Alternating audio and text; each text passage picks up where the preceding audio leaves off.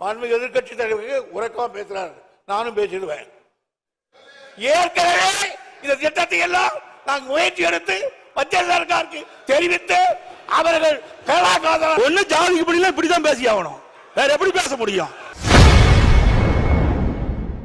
இன்று சட்டசபையில் அமைச்சர் துரைமுருகனை எதிர்க்கட்சித் தலைவர் எடப்பாடி பழனிசாமி தொடர் கேள்விகளால் திக்குமுக்காட வைத்துள்ளார். வாய்ப்பே கிடையாது, அதில் திட்டவட்டமாக இருக்கிறோம், இதுதான் முடிவு. மாண்புமிகு எதிர்க்கட்சி தலைவர் அவர்கள் என்னங்க அடுத்து பேசக்கூடாதா? பேசுங்க, நீங்க மக்களுடைய பிரச்சனைங்க சட்டமன்றத்தில் பேசி தயவுசெய்து அமைதியா இருங்க, உட்கார்ந்துட்டு பேசணும். நீங்க மாண்புமிகு பேரவைத் தலைவர்களே, நான் அவையுடைய கவனத்திற்கு கொண்டு வருவது, இதையெல்லாம் முன்கூட்டியே நடவடிக்கை மேற்கொண்டிருந்தால் இவ்வளவு பிரச்சனை வந்திருக்காது, மக்கள் போராடி இருக்க மாட்டாங்க. அதைத்தான் அரசுடைய கவனத்துக்கு கொண்டு வர்றாங்க. அது மட்டும் இல்ல, மாண்புமிகு அவை முன்னவர் மாண்புமிகு எதிர்க்கட்சி தலைவருக்கு உறக்கமா பேசுறாரு, நானும் பேசிடுவேன்.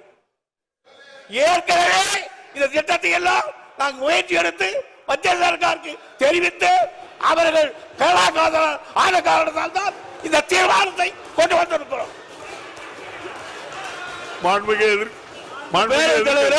ஒண்ணு ஜாதிக்கு படியில இப்படிதான் பேசி ஆகணும், வேற எப்படி பேச முடியும்?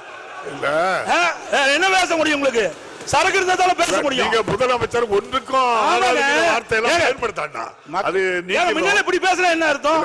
நீங்க சரியான முறையில் என்ன சட்டமன்றம் தானே, ஒரு மூத்த உறுப்பினர் மற்றவருக்கு வழிகாட்டியா இருக்கணும். அதை விட்டுட்டு என்ன இதுக்கெல்லாம் பயப்பட மாட்டேங்க.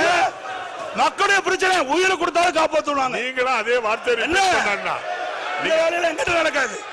நீங்க மாண்புமிகு மூர்த்தி, மாண்புமிகு அமைச்சர் மூர்த்தி அவர்கள், மாண்புமிகு பேரவைத் தலைவர் அவர்களே,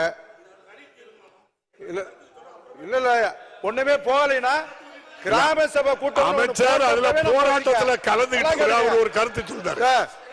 மாண்புமிகு பேரவைத் தலைவர் அவர்களே, நிதானமா கருத்தை சொல்லுங்க. அரட்டாப்பட்டியில கிராம சபை கூட்டம் கூட்டும் போது நேரடியாக நானே சென்று இந்த ஒன்றிய அரசு ஏலம் விடுவதாக இருந்தாலும் ஒருபோதும் தமிழக அரசு அனுமதிக்காது. இதை ஒருபோதும் அனுமதிக்காதுன்னா அந்த சட்டமன்ற உறுப்பினர் என் கூட வந்திருந்தாரு, 2 ஒன்றிய சேர்மன் வந்திருந்தாரு. அந்த தீர்மான கிராம சபை கூட்டத்தில் செய்திகளை உள்ளது உள்ளபடி தெரிந்து கொள்ள ரெஃப்ளெக்ட் நியூஸை சப்ஸ்கிரைப் பண்ணுங்க.